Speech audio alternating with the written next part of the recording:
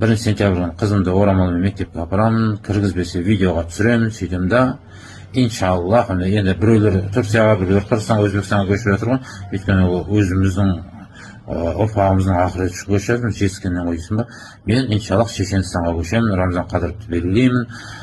Кезінде Аллахтың қалауымен шешен халқын қанамызға алды аталарымыз, бір нан бөліп жеп, екі бөлмесін бір бөлмесін беріп деген сияқты. Оны ақсақалдары шешендердің айтып жатыр әлі күнге дейін.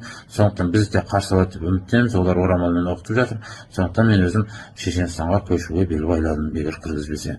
Сондықтан кімде-кім менімен бірге ілесем дегендер жекеме хабарласыңдар. Біздің мемлекетіміз конституция бойынша зайырлы мектеп мемлекет деп есептеледі. Мектепте зайырлы, сондықтан да оның үстіне 16 жылы бекітілген бұйрық бар. Оқушылардың киіміне, формасына қатысты. Ол ешқандай өзгеріске түскен жоқ.